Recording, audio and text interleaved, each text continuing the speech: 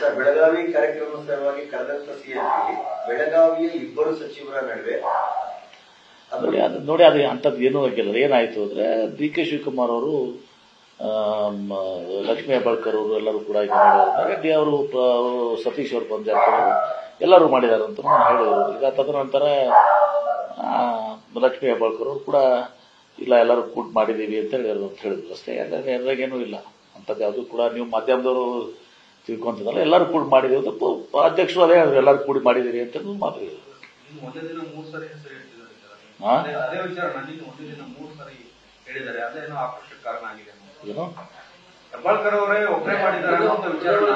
ಹಾಗಲ್ಲ, ಹೆಬ್ಬಾಳ್ಕರ್ ಅವರು ಅಧ್ಯಕ್ಷರಿದ್ದಾಗ ಒಬ್ಬರೇ ಮಾಡಿದಾರಂತ ಅವರು ಡಿ ಕೆ ಶಿವಕುಮಾರ್ ಹೇಳಿಲ್ಲ. ಸತೀಶ್ ಜಾರಕಿಹೊಳಿ ಎಲ್ಲರೂ ಕೂಡಿ ಮಾಡಿದ್ದೀವಿ ಅಂತ ಹೇಳಿದ್ರು ಅಷ್ಟೇ. ಬೆಳಗಾವಿ ರಾಜಕಾರಣದ ಬಗ್ಗೆ ಡಿ ಕೆ ಶಿವಕುಮಾರ್ ಅವರಿಗೆ ಎಲ್ಲ ಮಾಹಿತಿ ಕೊರತೆ ಇತ್ತು ಅಂತ ಅಂಥದ್ದು ಯಾವುದೂ ಇಲ್ಲ. ಅವರು ಸಂಪೂರ್ಣ ನಮ್ಮ ಡಿ ಕೆ ಶಿವಕುಮಾರ್ ಅವ್ರಿಗೆ ಎಲ್ಲ ಮಾಹಿತಿ ಇರ್ತದೆ.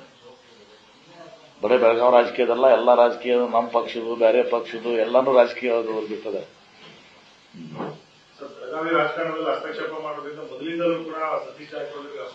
ಅಂಥದ್ದು ಯಾವುದನ್ನು ಕೂಡ ನಮ್ಮಲ್ಲಿ ಯಾವುದೂ ಅಸಮಾಧಾನ ಇಲ್ಲ.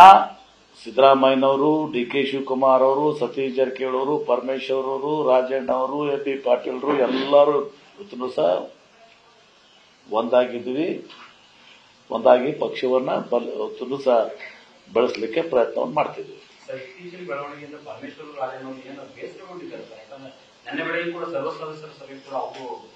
ಕಾರಣ ಅಂತ ಯಾಕೆ ಬಂದಿಲ್ಲ ಅಂತ ಅವ್ರು ಕೇಳಬೇಕಲ್ಲ. ಸುಮ್ಮನೆ ನಾನು ಹೋಗಿಲ್ಲ, ನಿನ್ನೆ ಏನೋ ಒಂದು ಬೇರೆ ಕೆಲಸ ಆಯಿತು, ನಾನು ಹೋಗಿಲ್ಲ. ಸಾಯಂಕಾಲ ಸ್ಕೇಲ್ಪಿಗೆ ಹೋಗಿದ್ದೀನಿ. ಅದರ ಅರ್ಥ ಏನು? ಯಾಕೆ ಬಂದಿಲ್ಲ ಅಂತ ಸ್ವಲ್ಪ ನಮ್ಗೆ ಕೇಳಿಲ್ಲ ಅವರು. ಕಾರಣಾಂತರದಿಂದ ಬಂದಿಲ್ಲ ಅಂತ ಹೇಳಿದ್ರು. ಏನಕ್ಕೆ ಇರ್ತದೆ, ಅನಿವಾರ್ಯ ಇರ್ತದೆ.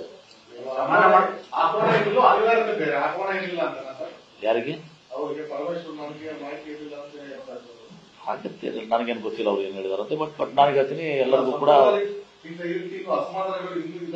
ಯಾವುದು ನಮ್ಮಲ್ಲಿ ಯಾವುದೂ ಅಸಮಾಧಾನ ಇಲ್ರಿ. ಅಸಮಾಧಾನ ಏನಿದ್ರೆ ನಿಮ್ಮಲ್ಲಿ ಇದೆ ನೋಡಿ, ಅದು ಸುಮ್ಮನೆ. ನಮ್ಮಲ್ಲಿ ಯಾವುದೂ ಅಸಮಾಧಾನ ಇಲ್ಲ. ನ್ಯೂಸ್ ಫಸ್ಟ್, ನಿರ್ಭೀತಿಯಿಂದ ನಿಮ್ಮ ಪರವಾಗಿ.